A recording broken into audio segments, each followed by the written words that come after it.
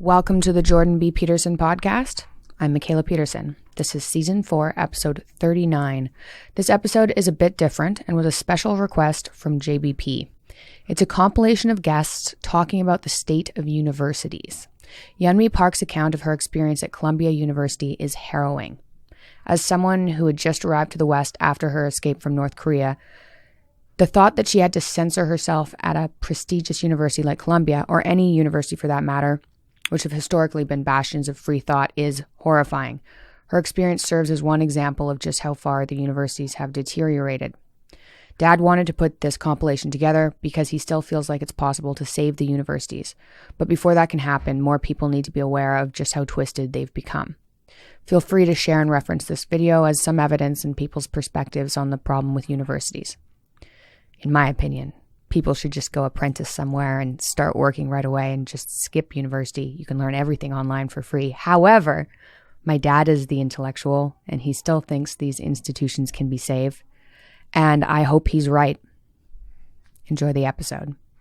You came out of North Korea, then you went to university in South Korea. So you got to see that culture as an outsider. Mm-hmm. And then you came to the United States and you got to see Columbia University. So what did you conclude about your time in Columbia University? What were your impressions? What do you have to say to people about what you saw? Oh my gosh. So that 4 years from 2016 to 2020, it was a complete madness.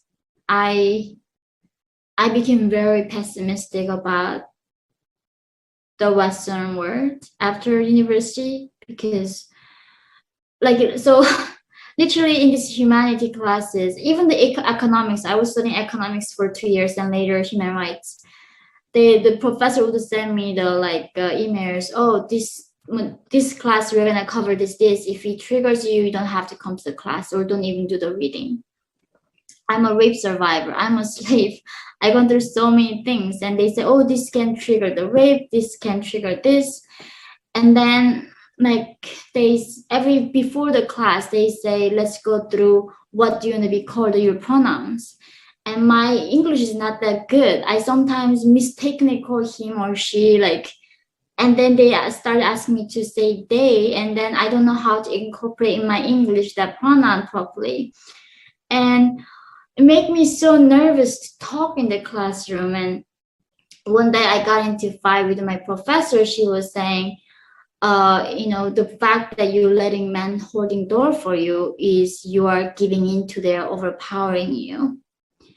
And I was like, no, isn't it kindness? Is it decency? I hold the door for people too. It's not like I'm trying to signal that I'm powerful than you.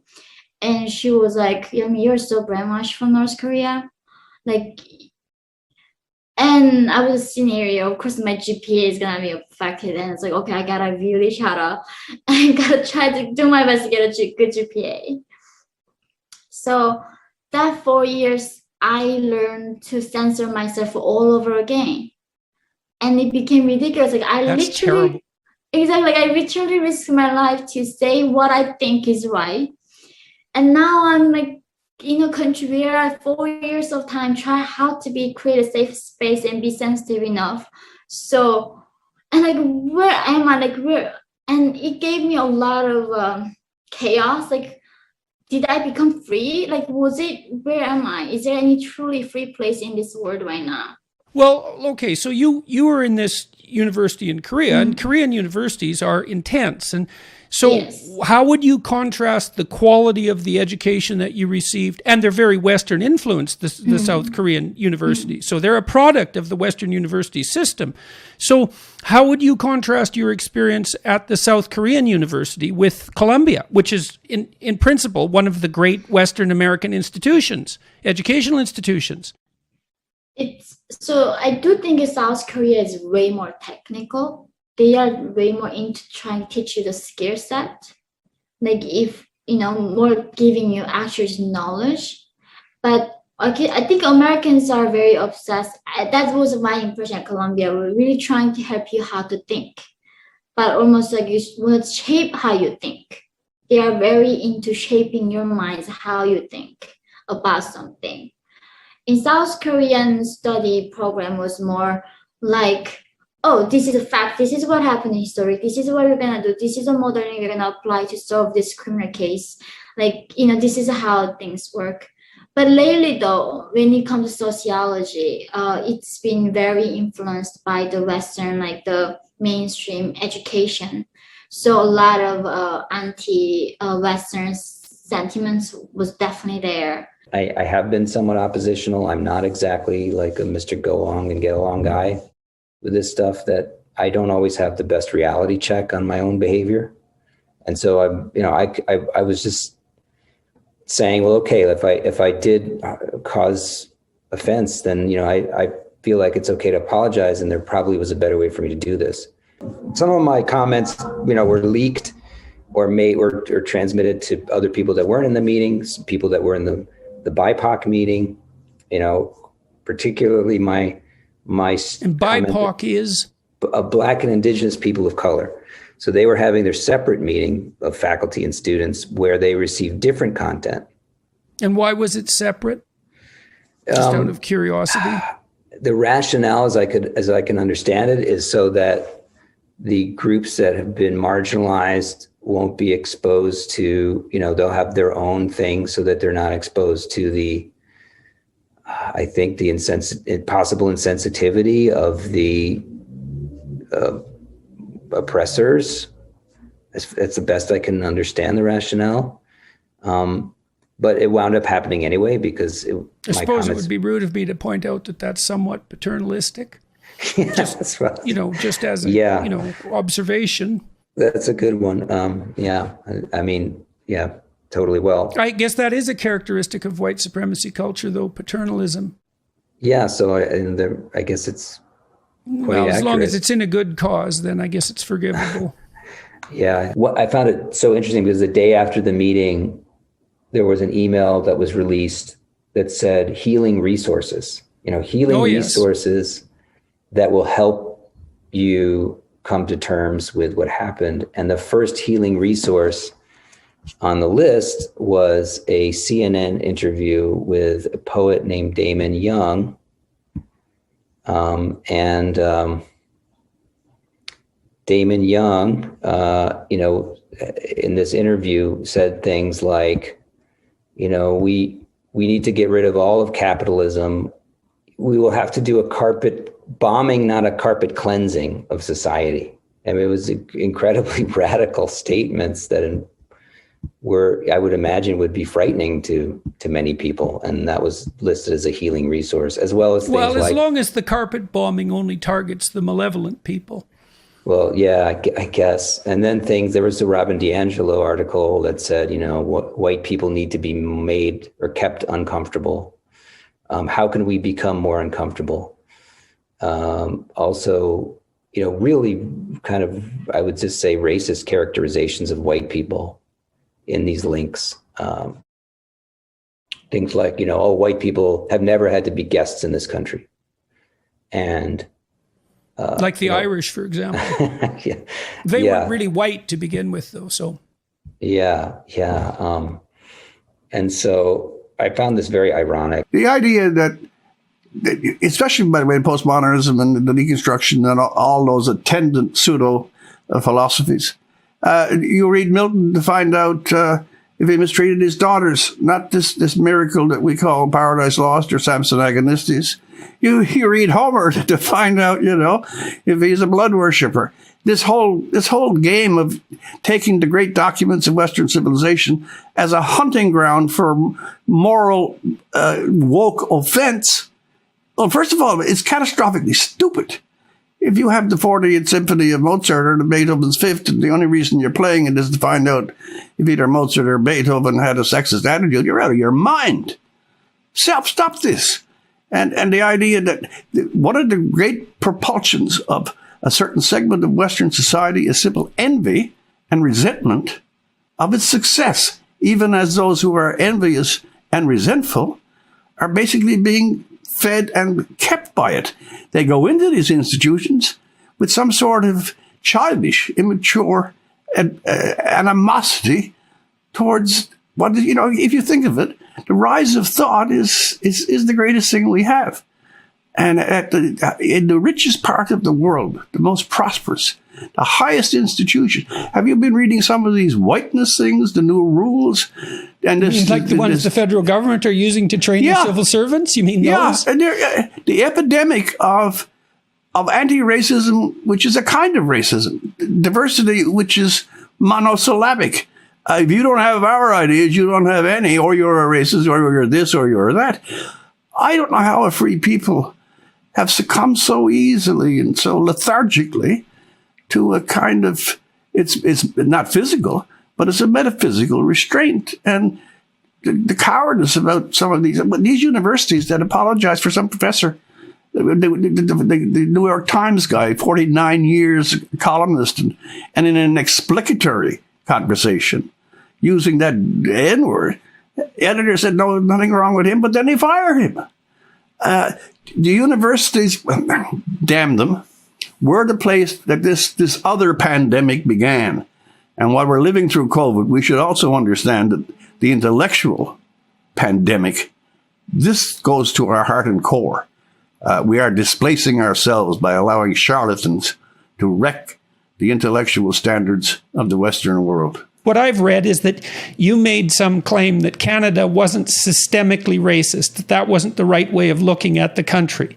And and to me, that means now, is that the case now that at a university, if I stand up and say that I don't believe that the lens of systemic racism is the proper way to analyze Canada, especially compared to other countries, that now I'm so reprehensible that I deserve to be suspended if a couple of people object? Is that the situation that we're looking at? Or am I being too hard on the university?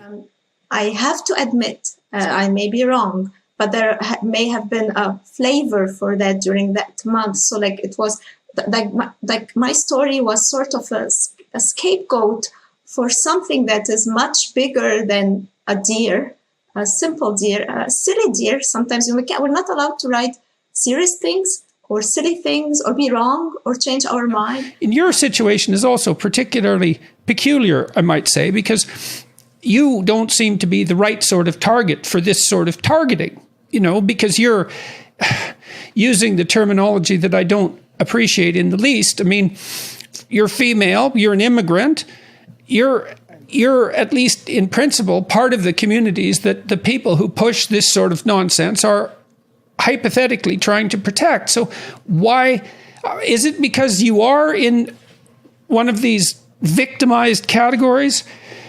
Absolutely. And you dared to say something that wasn't in accordance with the necessary moral ideology that you've been targeted? So maybe they wanted, if you read the about of the Bambi's blog, you see that deer does not want to fit in any group and put in a box. So I'm supposed to be racialized, be a poor me. I don't have poor. I don't like to be victimized personally in my life. Even now with what is happening to me, I think I'm a dignified person. So in that sense, I like the term invisible minority, visible minority. The terms that used to be used in Quebec my time when I immigrated. I see myself more in them than put us divided into you're this group, that group, and sectarianism or not like Canada. Right. So you're supposed to be, first of all, you're female, so hypothetically you're oppressed because you're female, even though the evidence for suppression of females in academia is very, very, it's actually, females dominate over males in terms of numerical proportion in most disciplines. It's not the case in the STEM fields, but everywhere else it's the case, not only, especially in terms of graduates produced.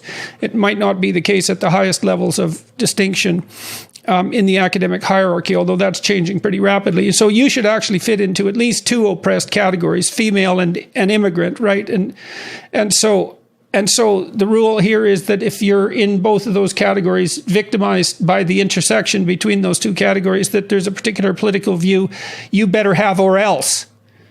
And or else in your case is or else you get suspended because a few people complain. It's what the hell's going on with the administration?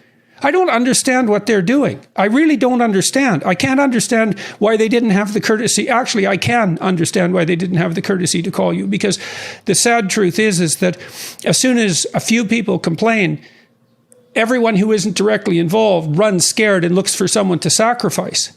Hey guys, Mick here, financing the podcast. They say you can't have it all. I disagree. With Blinkist, you can have all the key ideas and takeaways from the world's top nonfiction bestsellers in literally 15 minutes.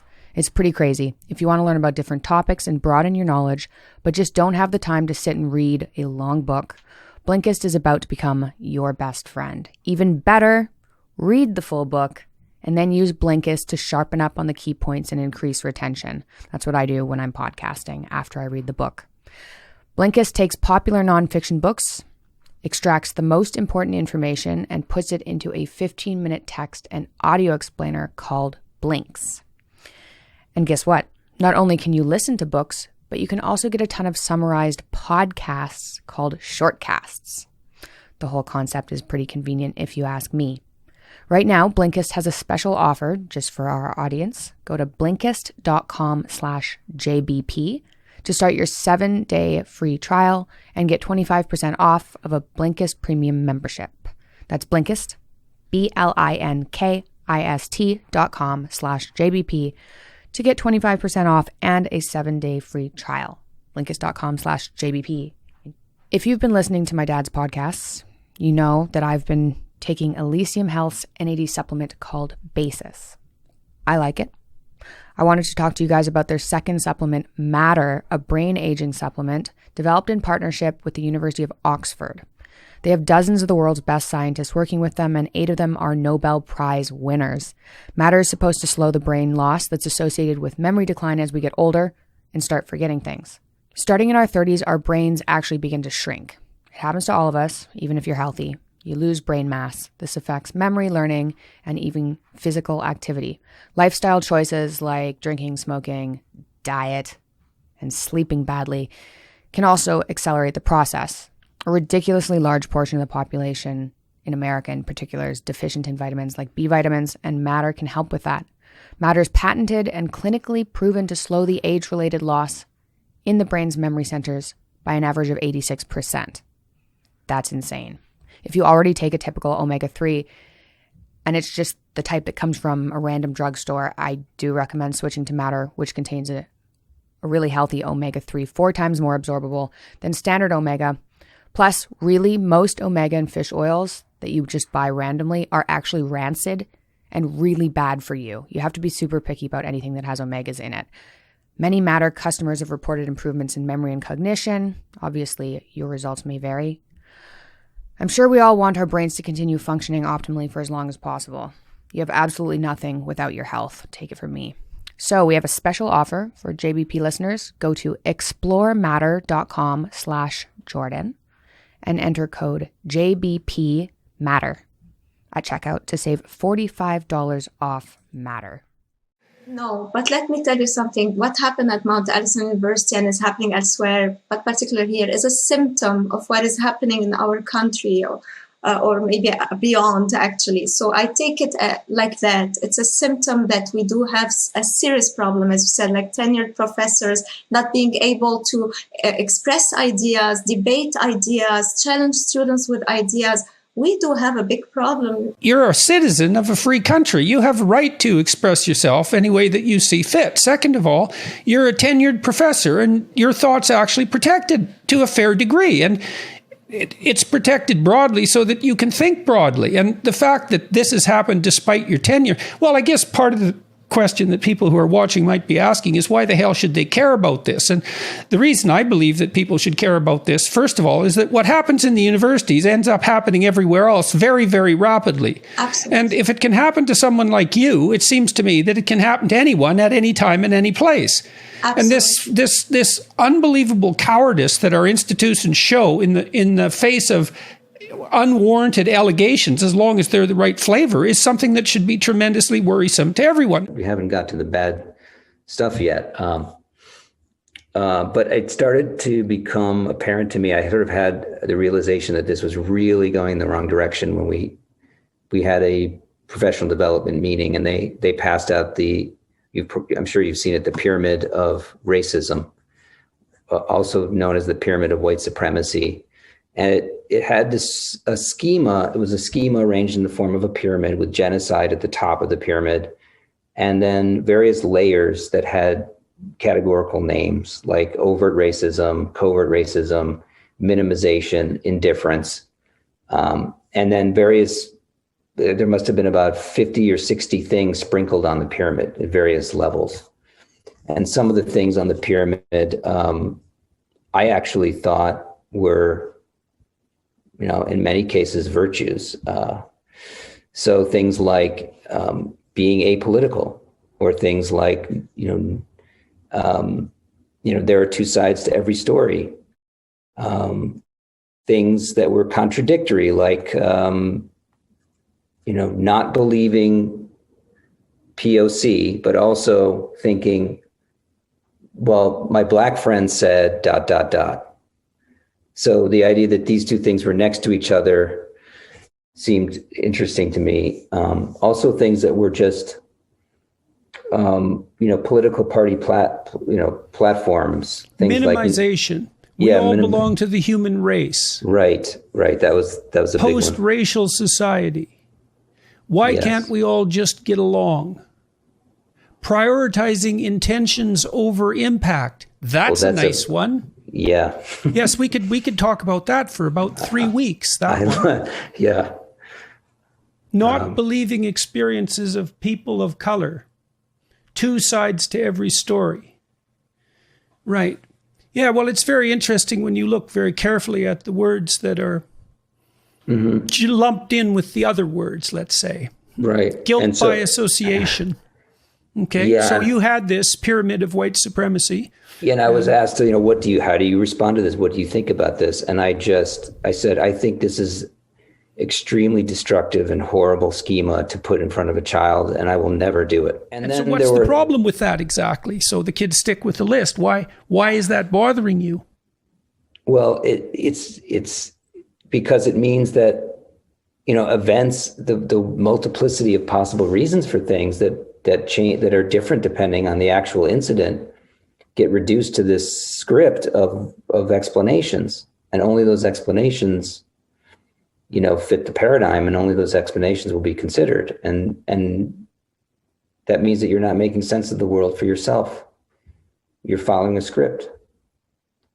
You may know the name. She escaped from North Korea. Yes. And she wrote a book called In Order to Live, which is an amazing book. And the book ends in 2015, but after 2015, she enrolled in Columbia University, which was a dream of hers and a dream of her father, that she be an educated person. And she studied humanities at Columbia. And I asked her what that was like. And she said that it was a complete waste of time and money. And that she felt that she was completely unable to utter an opinion that was genuine the whole time she was there. And it shocked me, And so I asked her very specifically, I said, come on, you're not going to tell me that the entire time you spent in Columbia, you didn't have at least one professor or two professors who stood out, who really taught you. Now, she had told me during the interview that she had encountered George Orwell's work when she was in South Korea, particularly Animal Farm, and that was what partly what influenced her to start speaking and writing. And so, and she had read a lot when she was educating herself in South Korea prior to going to South Korean University and then to Columbia. So it's not like she was unfamiliar with the potential impact of, let's say, the classics on her life, on her philosophy. But when I pressed her, the best she could do was to identify a single biology class which dealt with evolution, which was a complete mystery to her, given her background, because history sort of started when her dynastic totalitarians were born. But she said even that took a wicked turn to the politically correct direction by the time she was done. Universities now, at the humanities level, from everything I read, are a disgrace. The treason of the clerks. They are so suffocated by these arch and empty philosophies that have no logic and are punitive. I'm a person that was so taken by the university that I almost worshipped it. And now I tell people that have younger children, 20, 21, 22, don't go to the damn university unless you're taking science. Go to a trades college or just go out on your own. It's the saddest thing that has happened in the Western world, that we've allowed second-rate minds, political agents, propagandization as instruction. We have decimated the soul of the university. I mean, look at what Animal Farm did for you. That's what reading great books does for people. You know, it illuminates their soul. It's not optional. And I'm so appalled that that was your experience at Columbia. It's so awful that you went through all that and managed to get to this great university, and you know, and that you had to shut yourself down, and that your basic conclusion was that it was a waste of time. Now, did you have courses where that wasn't the case? Did you have courses that were worth it? I mean, so one class I remember in my senior year, it was called the Western Civilization, the music art. One of the core that Columbia had is the Western art and the music. Has still, right, not for long. But then I was excited to learn about, but I thought at the end of the day, this is still the West. America is in the West, right? It would be funny if you want to study Eastern music at the end of in the core. And the professor's like, who has a problem with calling the Western civilization like art?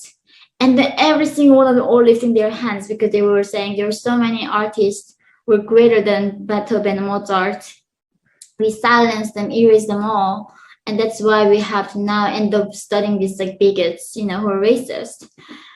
And I'm like, and then they were like looking at me, why are you not putting your hands up? Somebody who doesn't have the problem with talking about Western civilization. So that's just like, I was like, do I even have to do this to graduate? And that was, of course, necessary to do that course to graduate. So every class had an element of being a politically correct and shaping you how you think.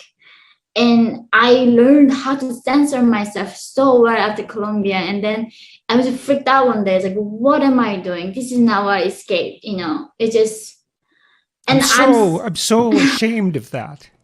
That's so awful. I can't believe it. You know, it's no picnic to watch these great institutions hang themselves. Yeah. I literally felt like it's a suicide of civilization. Like we are killing ourselves here. And that's why, like, what? I mean, that's what scares me is that when I was so grateful to going to South Korea was outside of North Korea, there was at least a place that was left to be free. And all these people obsessed fighting for, you know, climate change, animals' rights, gender equality, transgender, whatever, all these things people are fighting for. Wonderful. But then imagine when nobody is free in this world, who's going to fight for us? And that's like what terror for me is like, imagine all of us became enslaved, like North Koreans, all of us did in that system. There's no one can stand up for any of us. And I guess because I always knew that it wasn't guaranteed. Like when I go to camping with my friends somehow always have confidence that they're gonna find food, even though when they're going to the remote area.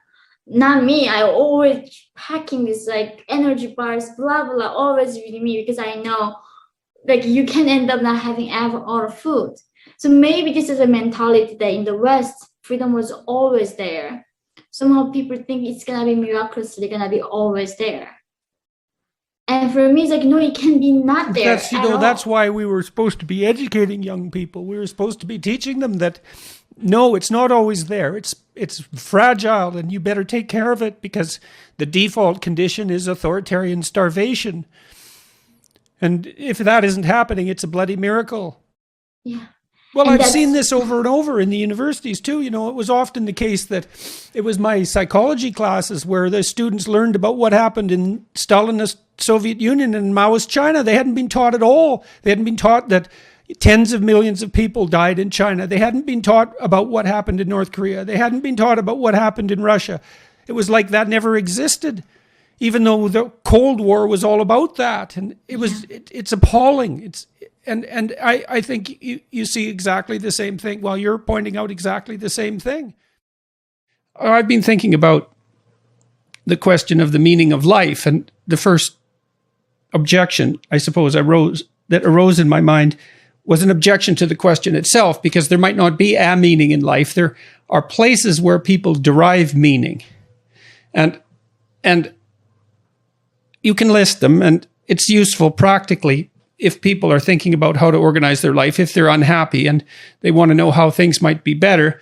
I mean, my observation, and obviously not only mine, is that people generally need to have a career or a job to keep the wolf from the door, but also to engage them productively with others, which is a primary source of meaning for conscientious people and for creative people alike. You need to pursue your education to flesh out your intellectual capacity. You have to take care of your health, physical and mental. You need an intimate relationship. You need a family. You need friends. You need intelligent use of your leisure time. You have to regulate your susceptibility to the temptations that might lead you astray, drugs and alcohol and perhaps pornography and those sorts of things. But then there is a core to all of that around which these more practical endeavors arrange themselves, and that's something like attention to the spiritual or the philosophical domain or the religious domain. I think you can, in some sense, put all those together, and that might be, well, it might be the attempt to answer explicitly, or at least to address the question of, well, what is all of that practical life in service of?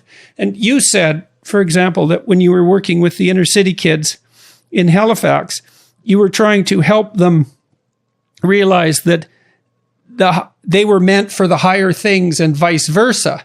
And someone might ask, well,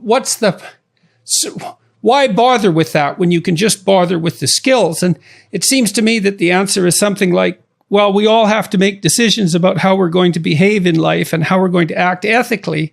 And if you help people understand their relationship to what's ultimately noble, then you can help them fortify their resolution to do good in the world instead of to do harm. It seems to me to be, I mean, I think we're always deciding with every decision that we make whether we're going to do good or do harm by action or by inaction. And whether we should do good or harm or nothing at all, I think depends to some degree on who we think we are and what we're capable of. And it seems to me that the humanities, when they're properly taught, are the study of who we could be, each of us as individuals. And we need to know that, because otherwise we'll be much less than we are. And that's not a trivial problem. It's a cataclysmic problem.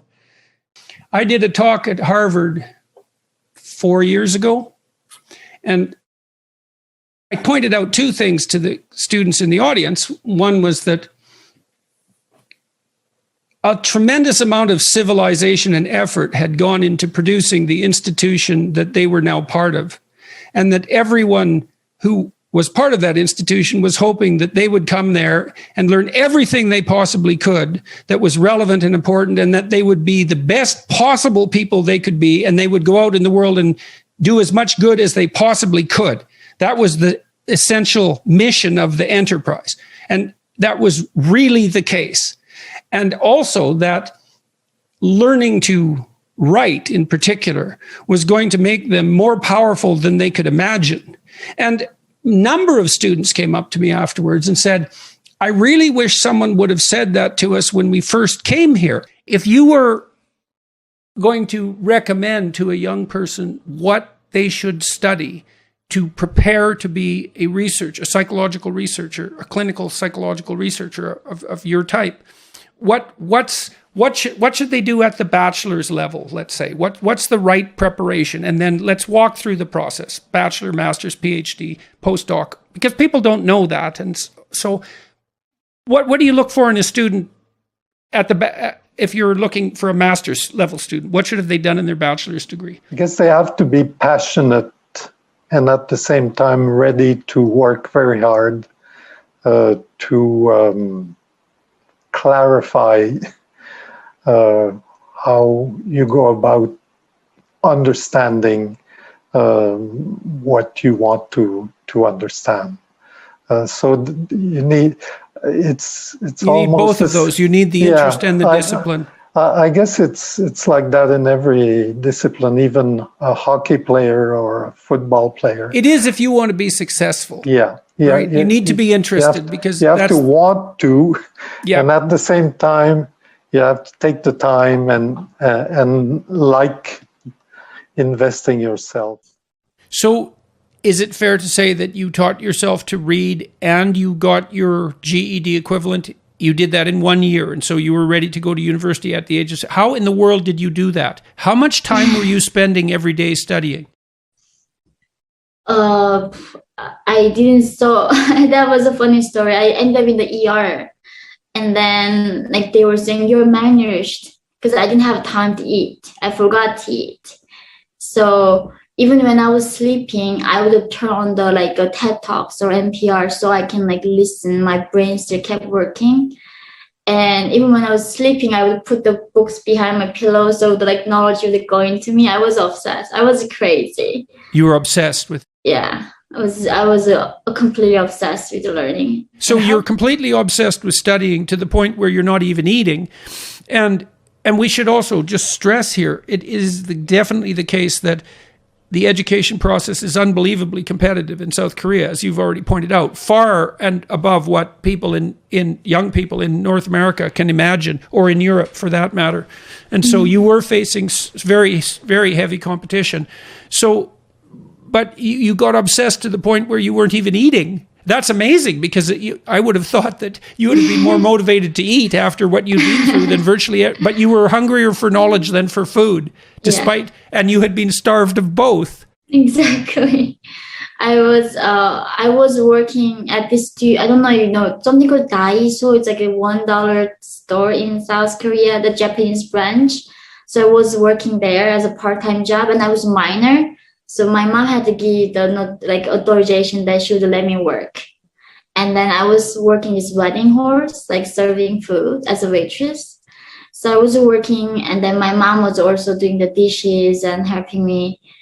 And I was living in these rooms in Seoul because I was studying where underground, I didn't even have a window. And I still remember those times. I was so happy because I had a goal. Like I was, you know, like this tiny room where you can just stretch your feet like barely. I'm like 5'2", I'm tiny. In that room, I was like living there. All I had was books with me and dream. Yeah, well, a room full of books isn't small. Exactly. It was large. Yeah. Right. Absolutely. Mm-hmm. So you got your GED, and then you applied to university in a competitive program, and there was still trouble with you getting in, but you managed it. How did you manage it? And how did you decide what you were going to do? I was going to study criminal justice. I saw so much injustice, and even in South Korea, I saw so much of it. I really wanted to understand how that worked. You know, what this thing is called justice. So I'm grateful they gave me opportunity to study that program. But now it's just such a I don't know how I was going through all of that. But somehow back then I had a drive that I never even knew I had. So, but your experience at university, go into that a little bit more detail. Well, I'm glad you elaborated that as you did. And I know. I brought up that university experience in the hope that, and we'll do it now, down the road in this conversation. I think outside of family, that is always principle and will never be superseded. Outside of family, if there's anything that contributed to the way that I look at things and have given me lasting benefit, okay? You may be familiar with Samuel Johnson's remark about literature. It applies to all the arts, that it exists better to help us endure life or to enjoy it. It fixes the mind. And when you have a real university, you get these things. The professor I mentioned, for example, when he found a book, it was one of Arthur Kessler's, I won't bother to name it. he actually walked to my house on a Saturday afternoon. I was just a kid and in awe of him. But he came to the little the student house and wanted me to have this book for a week so I could read. I mean, this kind of almost genuflection to the emerging mind of a young person is something that stays forever. So that long-winded again, the university experience was the strongest because the universities then had values. They worshipped, and that's a good word, not to be backed off from. They worshipped the best creations, the best fashions, the best styles of thought, the best scientific finesse. And they made you, they induced you to be grateful, to be grateful for what other first-rate minds have contributed to the temper of the entire human race. My undergraduate degree, I encountered people who were reading these texts and saying things about them that enabled me to understand the things that I had perhaps intuited when I was younger in a more self-conscious, rationally universal frame, which is, of course, what philosophy is.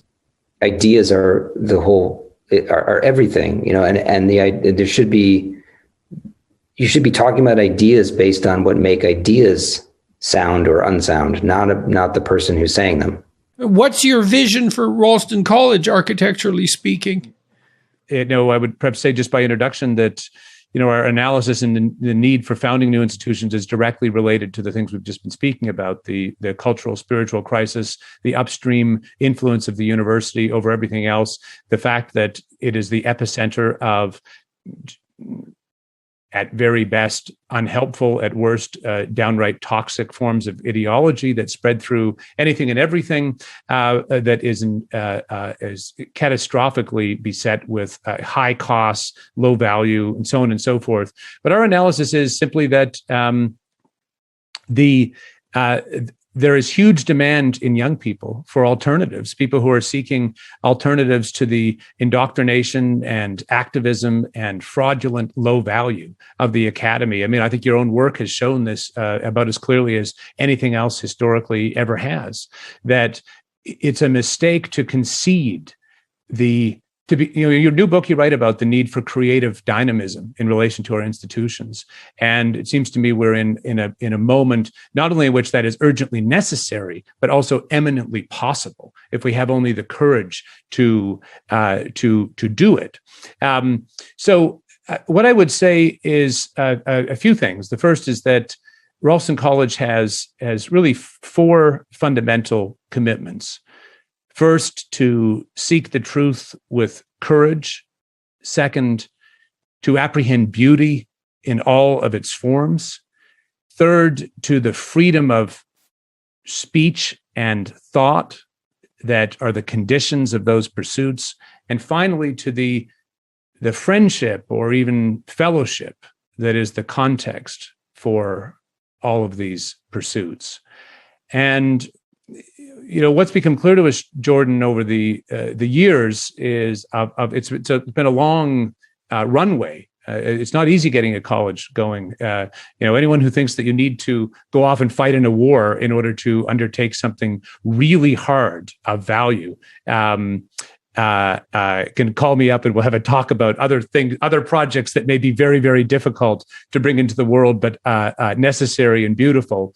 What's become clear to us in these years of development, which we're sort of at the end of as we now are launching our first programs and first degree, is that Ralston College has a double vocation, both on the one hand to be a reinvention of the academy, a place for in-person degrees, a new model for the university that can, we hope, be pretty radically disruptive, not just because we're going to change everything, but we hope that it will lead to many other people doing new and different and more beautiful and more adequate and perhaps cheaper and faster, but above all, just more important and higher value things in the space of higher education. So on the one hand, to be a reinvention of the academy, a reinvention and a revival of the academy.